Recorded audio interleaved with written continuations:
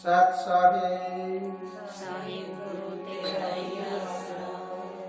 मेरे प्यारे देशवासियों, मेरे प्यारे ज्ञानी पुरुषों, सबसे पहले तो मैं आपसे आवेदन करूंगा कि देश में लॉकडाउन चला हुआ है और वो भी एक महामारी कोरोना वायरस को समाप्त करने के लिए। ये सब हमारे अपने जीवन के लिए है। आप सभी इनके नियम का पालन करिए। अपने हाथों को साबुन से धोइए और अपने घर को साफ रखिए। मुंह के ऊपर मास्क बांधिए और जहां भी जाते हैं उचित दूरी बनाए रखिए। ऐसा नियम रखने के बाद हमारा हिंदुस्तान में महामारी से पीछा छूट सकता है। तो प्यारे देशवासियों, कल मैंने आपको बताया था मानवता के बारे में कि इंसान इंसानियत को जानता है, मानव मानवता को जानता है, तो फिर वही परमात्मा का प्यारा होता है और वही संसार का प्यारा होता है। आज का इंसान विचलित होया हुआ है। वो इंसान उड़ारी मारता है आकाश में, लेकिन याद रखो आकाश में ठिकाना नहीं है।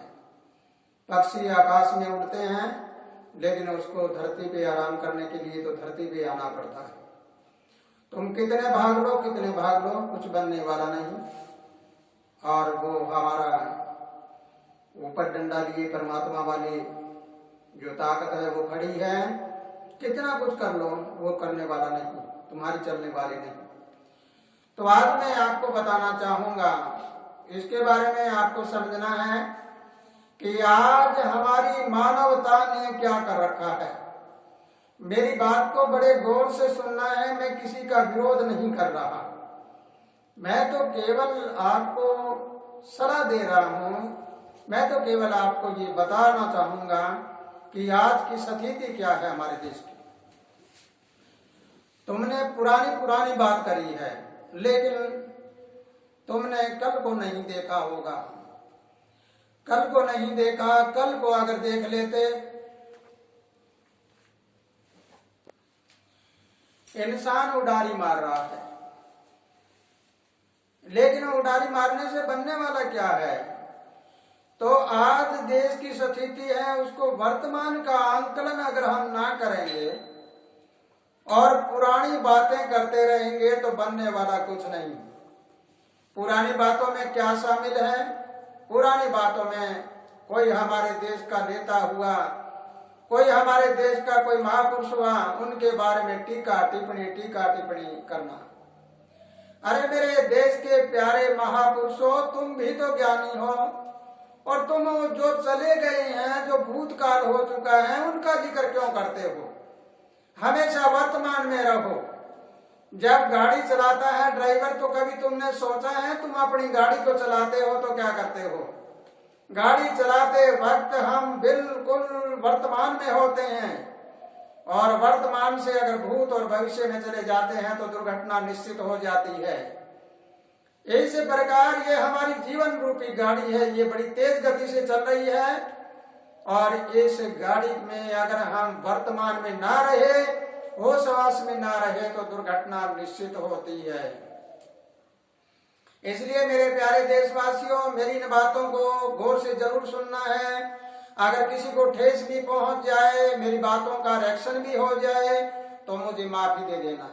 कोटि बार यानी करोड़ों बार माफी मांग लेता हूँ, लेकिन मेरी बात को आजमा कर देखना। वो बात सत्य मिलेगी, मानवता के हित में मिलेगी, तुम्हें जोड़ने के लिए मिलेगी, तोड़ने के लिए नहीं।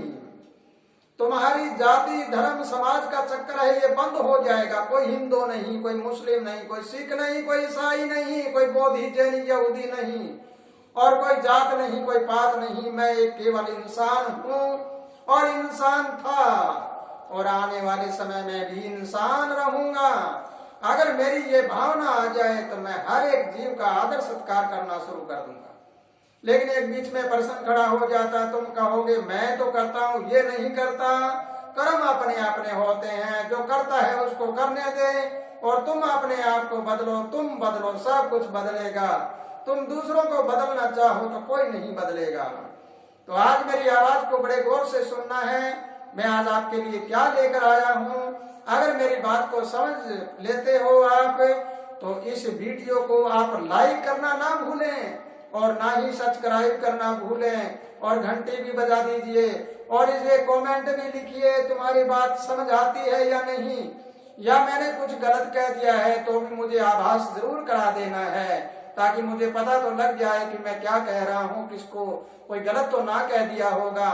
इसलिए मेरे प्यारे देशवासियों, मैं तो सबका स्वागत करता हूँ और सभी की जिंदाबाद करता हूँ। सभी पार्टियों की जिंदाबाद, सभी संत महात्माओं की जिंदाबाद, सभी जातियों की जिंदाबाद, सभी धर्मों की जिंदाबाद। मैं सबका हूँ और तुम सब मेरे हो। पूरा संसार मेरा परिवार है, यहाँ पर कोई अपना पराया नहीं। मैं तो केवल सिर्फ यही जानता हूँ कि परमात्मा ने मुझे इसलिए भेजा है कि तुम सबको एक दृष्टि से देखकर सबको एक बना दो। एक बनाने के लिए आया हूँ, बनो या ना बनो वो तुम्हारी मर्जी। जरा मेरी आवाज जरूर सुन लेना।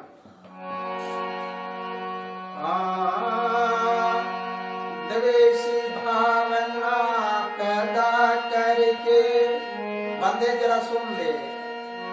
द्वेष भावना पैदा करके गया मानवता को बंदा रया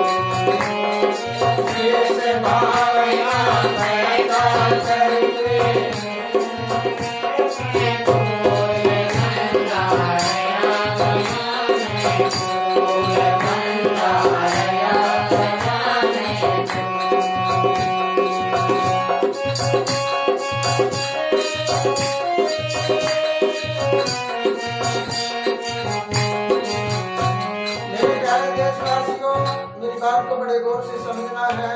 ये मेरे हृदय का दुख है। मेरे अंदर एक दुख पैदा है इस देश को देखकर। उस दुख को जरा तुम्हें समझ लेना है। एक कुटुंब है हमारा, एक परिवार है और एक हमारा गांव है और एक ही हमारा देश है और एक देश के रहने वाले हैं। यहाँ कोई दूजा नहीं, कोई जाति पाति बोल रहा है, कोई धर्म का बोल रहा है, कोई कुछ ही बोल रहा है। तुमने कभी ये सोचा है कि मेरा एक ही देश है या मैं दूसरे देशों का हूँ? लेकिन ऐसा चक्कू दुधारा दो धार वाला चक्कू हमारे हाथ में है और ये देश तो खरबूजा बना हुआ है। चक्कू के ऊपर खरबूजा पड़ेगा तो खरबूजा अगर चक्कू पड़ेगा तो भी खरबूजा कटेगा। कट कौन रहा है इसके बारे में कभी किसी ने सोचा भी नहीं होगा। कट तो ये देश रहा है, हमारे देश के करोड़ों लोग दूसरे देशों में काम करते हैं और करोड़ों लोग जो वहां पर नौकरियां करते हैं वहां से धन कमाकर हमारे देश में ले आते हैं। अगर हम अपने देश में जातिवाद और धर्मवाद बखेरेंगे तो वहां पर हमारे उन देशवासियों का क्या होगा, हमारे जो बच्चे गए हुए यहाँ से उनका क्या होने वाला है। शायद किसी ने सोचा भी नहीं होगा कि क्या होने वाला है। ये तो देश को खरबूजा बना दिया है, खरबूजा बना हुआ है। देश तो कटने जा रहा है, क्या हो रहा है ये देश में।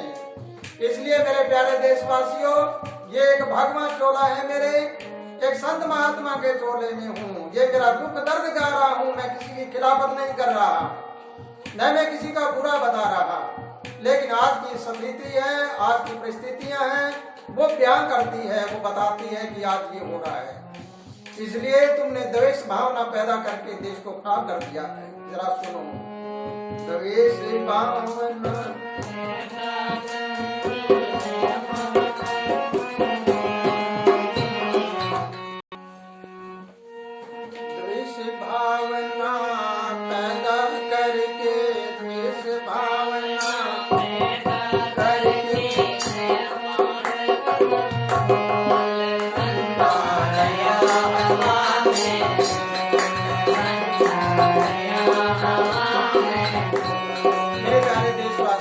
अब जरा बड़ा गौर से सुनना है कि हमारी जन्मभूमि है, हमारा ये देश क्या है, इसके बारे में।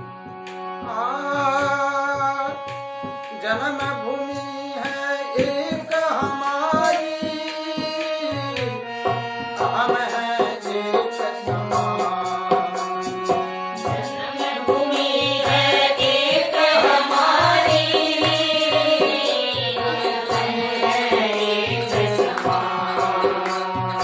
सात धर्म का नारा लगा के हम देश का अपमान।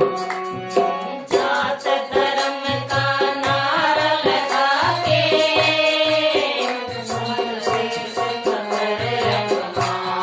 आज हम जात धर्म का नारा लगाकर देश का अपमान कर रहे हैं।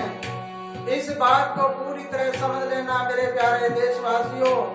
मेरे दिल की ये पुकार है, मैं शांति कराना चाहता हूँ, सबका भाईचारा बढ़ाना चाहता हूँ, लेकिन ये बात याद रखना, ये अमर पटा नहीं है किसी का। मृत्यु सिराने खड़ी हुई है, सिर के ऊपर खड़ी हुई है, पता नहीं वो कब ले जाए। अमर पटा नहीं है तो फिर हम द्वेष किससे कर रहे हैं।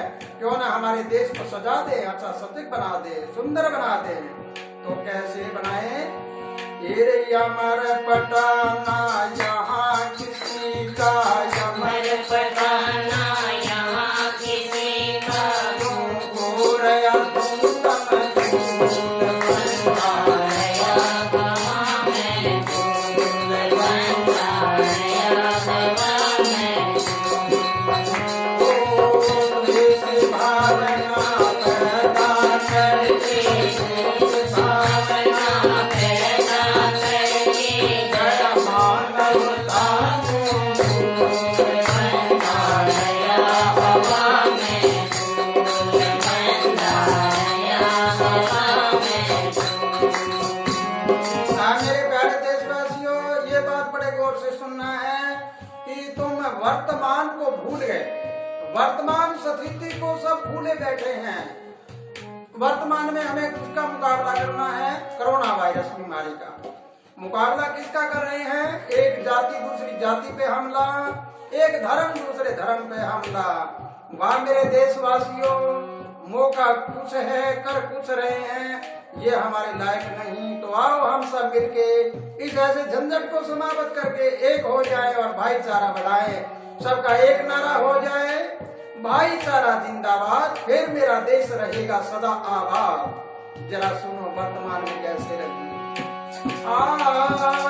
वर्तमान को भूल के बंदा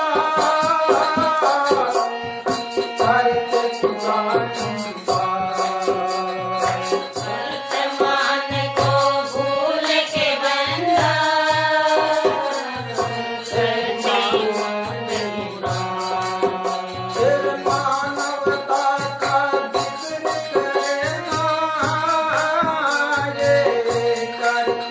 काम सताई।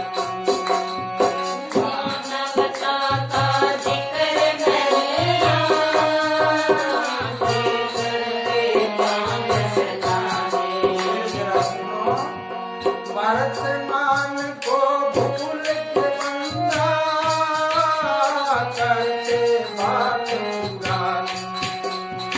वर्तमान को भूल के बंदा करते बात पुरानी। फिर मानवता को भूल गया है करेगा काम सताई। मानवता को भूल गया है करता काम सताने। एक बड़ी अजीब कहानी और नजर आती है। तेरे मुंह में राम बगल में सूरी, मुंह में राम बगल में सूरी होता है बबूल बंदा। गया हवा में भावना सारा करेंगे।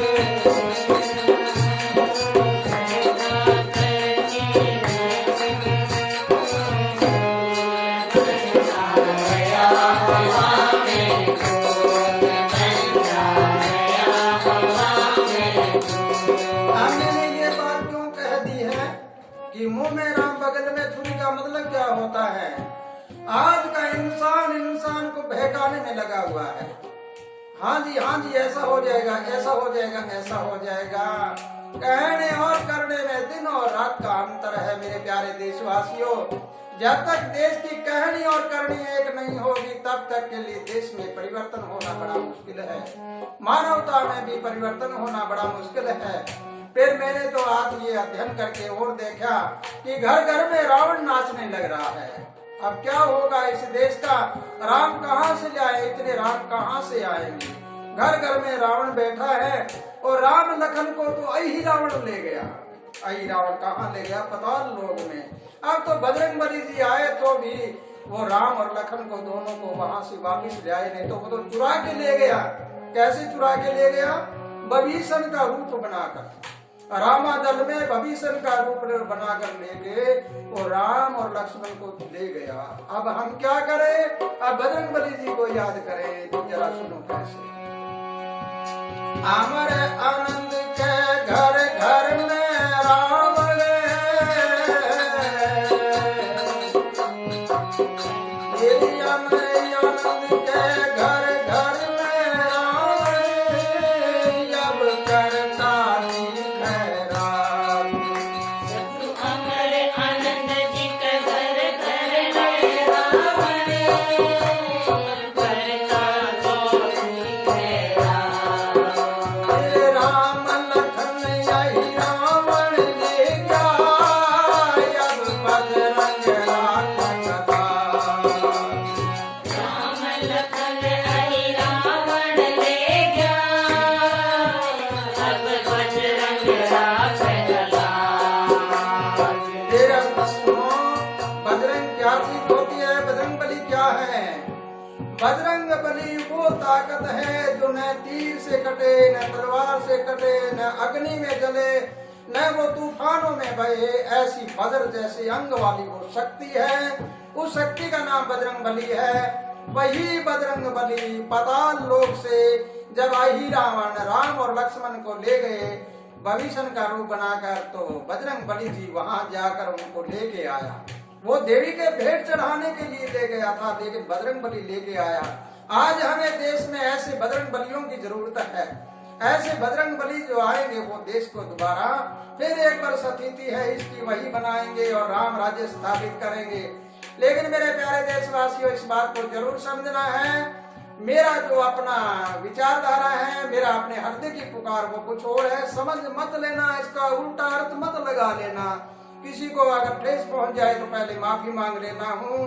लेकिन मेरी इस तपोभूमि का जिक्र करता हूँ। इस तपोभूमि मेरी क्या कहती है? फिर सैदलपुर तपोभूमि है मेरी, सैदलपुर तपोभूमि है मेरी।